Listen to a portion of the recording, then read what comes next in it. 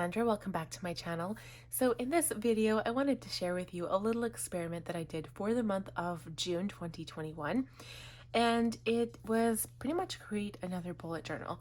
So I have been completely curious ever since I started bullet journaling what it would be like to simply write in a notebook with a black pen.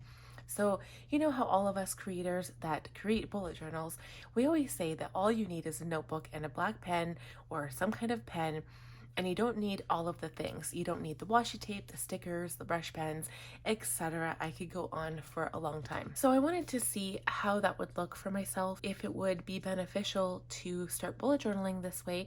And I have seen some people do this online.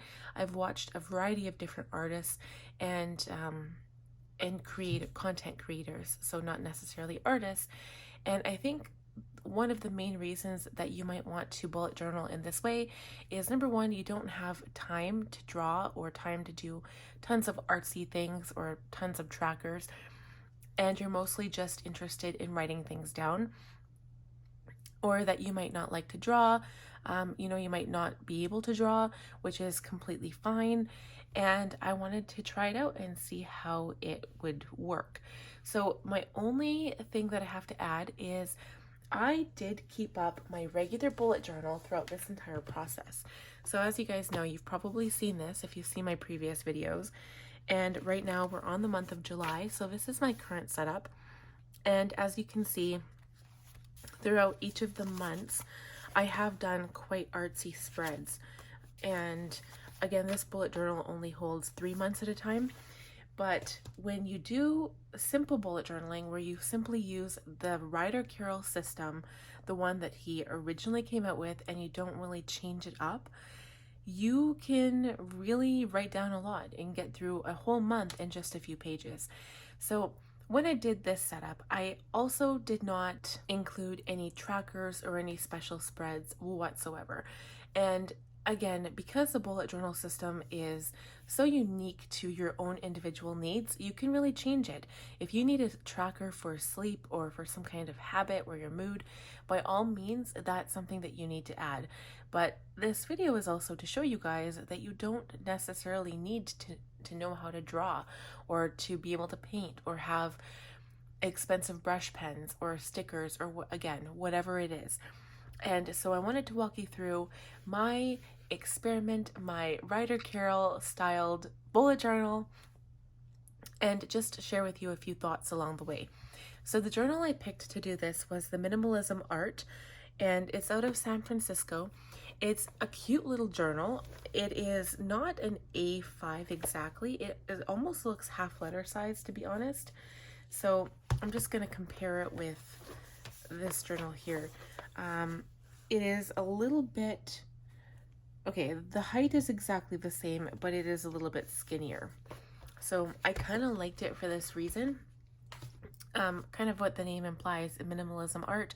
It is very minimalist, and I wanted to use something like this for this kind of thing. If I was to pick a notebook where I was just writing in it, this is what I would do. So I did I did write my name, of course, and the date, and I was doing some brush pen swatches just to use for another journal project. The first thing I can say is that I found it very difficult to basically integrate this bullet journal into also using my other one, and that's because when you do write in a bullet journal, it takes time. So I really had to add the additional time. I guess it's like really filming a blog or a vlog, for instance, because everything that you do in your day-to-day life, the regular stuff you do. So for me, it was filling out my bullet journal the way I regularly would, but then also adding this every single day. And I also did try to get a few clips of filling it out in the process, and I also did film how I drew it out. It didn't take any time at all, which is probably a key factor why you would want to create a bullet journal like this in the first place. So the first page that I created was my contents page. So luckily this bullet journal did come with a pre-written contents page. And this is similar to how Ryder Carroll talked about having a contents. So this journal was numbered. So again, if you have a journal that isn't numbered, all you simply have to do is write the page number at the bottom as you go about completing each page. It's very simple and doesn't take any time. So for future log, of course, you put the the page that you started to when you ended it. And then when you go to the tasks, like the daily tasks, you'll see here that I have, or like the daily logs, you'll see that I have different pages. So this is kind of the point of the original system Ryder Carroll was envisioning, is that you might have daily logs on one page, but instead of having it pre-recorded or like a planner, instead of having specific space for that entire month in your journal, you would basically, the next new page, you would add any other spreads that you needed to. So whether that's some new collection or a habit tracker or a brain dump even. So anything that kind of comes to mind, anything that you need your journal for, would go on the very next page.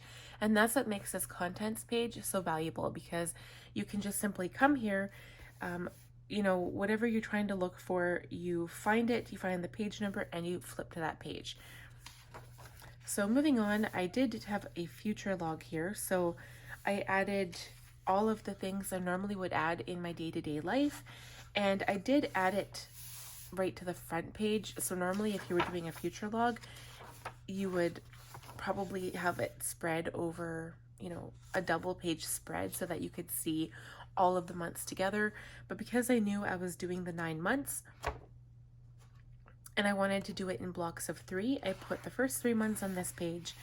And it was so easy, simply writing future log at the top, breaking the page up into 3s, and then writing the month at the side. So it took no time at all. I was done in seconds, and the only time it actually took was probably to fill out the information, but you would do that with a planner anyway, so it wasn't any additional time. So the same here, and usually how a future log works, further into the future you'll have less dates because you won't know those dates unless you have tons of birthdays or anniversaries or something. So the next page is the monthly page, and this one is the monthly calendar. So again, I actually am going to have some bullet journal videos coming up that will detail all the different types of monthly spreads you could create in a bullet journal. And it probably doesn't include every single one because people have amazing minds and we come up with really awesome things. So I couldn't get them all, I'm pretty sure, but I have all of the bullet journal spreads that I've used ever since I started, and some other ones as well. Out of every single one, this is the simplest and the one that takes the least amount of time. And again, the one that Ryder Carroll shows us in his book and on his page, his YouTube channel. So all you simply do is you write the month at the top and you write all of the dates to the side, and then you can add in all of your appointments. So again, you don't really have the calendar to show you, the specific dates, but you could always just draw a little calendar with the physical date so you can see like where you are against the week, either Sunday to Saturday or Monday to Sunday. But I didn't do that here because obviously this is like a faux bullet journal that I wasn't really using. I was doing it more for the experiment on my channel. But I used it. I put in all of the dates for the entire month, and I surprisingly look pretty busy. So the next page is the master task list for the month. So one thing that I didn't do that I do enjoy doing in my own bullet journal is breaking up my tasks from personal and business, because when you're looking at this list, and I do have work stuff among this list, so it's hard to kind of look back and check it off. But surprisingly, I did get quite a few of these things done, and I'm pretty sure because we're into July already, I did get further things done. But overall, I think it's just really, really good to have a master task list for the entire month, because it's basically, and I want to liken it to a brain dump. This list for me, because it's so unorganized and doesn't have anything broken down into personal and business, feels like a brain dump, because I was basically just writing anything that came to mind when it came in terms of what I had to do for the entire month. And then the nice thing about it is if you don't remember everything at the beginning, you can come back at any point in time and simply write things down. And so there's no running out of room. If you did run out of room, you would simply flip to the next available blank page in your journal and start a new one. Hopefully you don't have that many things to do throughout the month, but you never know. And if you were super busy, you could have like a full page for personal and then a full page for business. So the next page is where I started my daily logs, and this is how Ryder Carroll refers to them. So the only detail that I added to mine was this little leaf thing beside the date. But other than that, I didn't add anything else at all. I actually didn't add gratitude. I didn't add the top 3 things. Sometimes I like to add that in my own bullet journal. But I would simply write a list of all the things I had to get done that day. And then I would instep them to show that that was part of it. But for the most part, it was just a task list of everything I had to do. And you can see that they are rolling dailies. So as soon as I finished my day, I'd leave it there. And this was the end of my day. I would usually write my list the night before. So I would start at the bottom if I had available space, which I did here, and then move on to the next page. But here is where I added a new collection. So this was videos to film and videos to edit, because I just wanted more, I guess, of a brain dump page but only for video. So I did want to give it a title as opposed to just a brain dump. So I added that on that page. And then the next page was all my video ideas. So again, I had a double page spread only because I had so many different ideas. And then I had blog ideas, and then I added a grocery list. So you can see that in its fashion, it seems truly unorganized. I guess compared to my own current bullet journal, I do have a bit more of a prerequisite of how I like it set up. And I do tend to set it up more like a planner, I guess, where I don't have pages just sprouting every which page. It doesn't really matter the order. I like order in my organizers and my planners, my bullet journals, and I've seen a lot of people that do the same thing where they'll have one page for a specific thing, then another page, and they won't add random pages. But this system actually does work. If you use the index, it does work. So that was the grocery list, and then I had writing prompts, and then here was my next daily. So we jumped to page 13, and I did include first few days of May the last couple of days of May in this journal as well, because I just wanted to try it out right away. So we continued with the dailies. As you can see, I managed to fit 1, 2, 3, almost 4 dailies on one page. And usually, I guess I've kind of experimented in my own bullet journal with having weeklies where you have like all of the days on one full page spread. So essentially they're dailies, but you really have less room because you can't just write whatever you want. If you run out of room in the box, that's pretty much it and you're stuck, which is why I sometimes hesitate and I go back to rolling dailies myself. Sometimes I'll give a full page. I'll dedicate one full page to a day of all the things I need to do. But I am an entrepreneur and I do have 2 children, so I'm super, super busy and just a lot of things on the go. So as we continue, I continue doing dailies here, and then I decided to do a business brain dump. So this technically wasn't, well, I guess it was a brain dump because again, it was more a list of everything on my mind with everything to do with my business, but it's very similar to the master task list, just business oriented. And so that's what I wish I would have done going back, is have a section for business and have a section or a page all to its own of personal. So then we're back into the rolling dailies, aka the daily logs. And you will notice I added no color, which for me was very scary. I love color. It's one of my favorite things, but it also did save a lot of time. And I found that I wasn't messing around deciding what colors to use. I didn't have to plan anything out. I didn't have to pre-plan, which is something that I do in my own bullet journal a lot. And this was easy to use. It's just simply easy to sit down, grab a book, grab your pen, and you're good to go. So then I also had a business to-do list. I never even crossed any of this stuff off, but I did complete a lot of it. I went back into the daily logs, and then this is the last page here. So I did stop, and the one thing I did, because I do have my own bullet journal, and this was additional to that, I did miss sometimes every Saturday and Sunday, but that's only because I don't have as much to do on the weekend, because I'm attempting to take weekends off from my business. But as you can see, it's not quite working out. But I also do something called theming my days, and I batch huge quantities of videos at one time when my husband is home from work. So that was kind of an exception. So overall, when I'm looking at this journal, I used a total of 28 pages for 1 month. And that's not including, well, that's actually including the future log as well. So if I don't include the future log, that's only the 3 pages. So I used 25 pages for 1 month. And you know what? I did pretty good.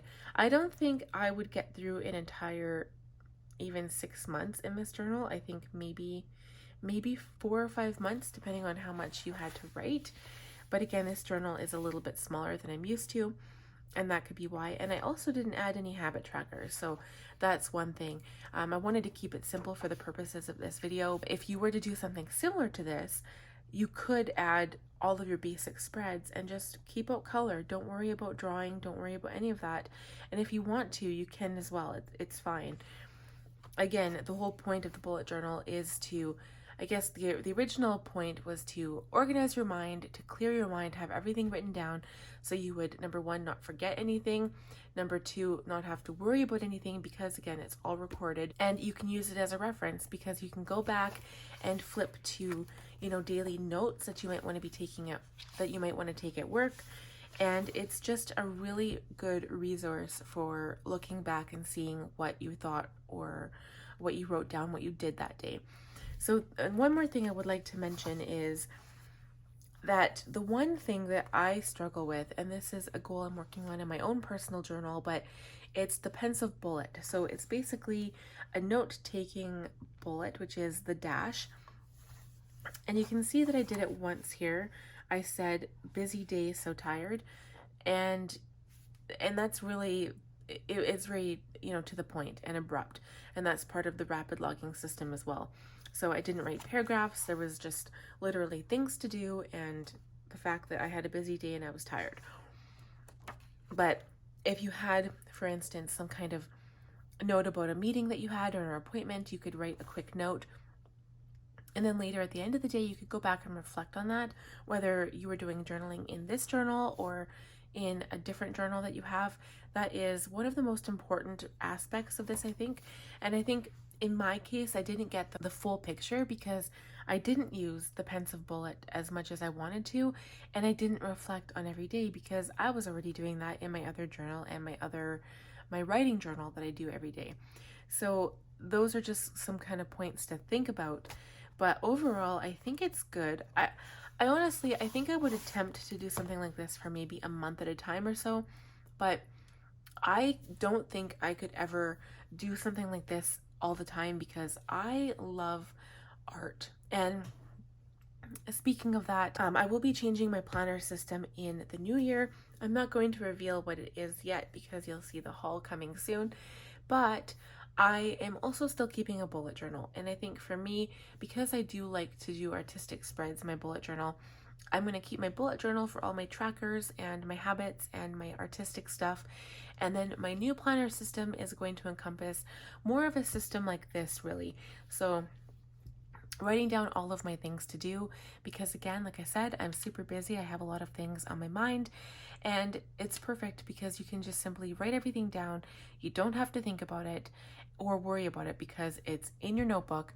I guess the only thing you'd have to worry about is if you lost it, and then you'd probably be screwed because unlike me, who keeps a double copy of their bullet journal. So I hope this gave you some insight as to what it's like to keep a journal similar to Ryder Carroll style. If you have comments on this video, I would love to hear what your thoughts are. Please leave them down below. Give this video a big thumbs up if you enjoyed it. If you're new here, I would love if you would subscribe, and again, click on that little bell notification button to be notified every time I upload a new video. That way you'll never miss a single one, and we'll talk to you guys in the next video. Bye now.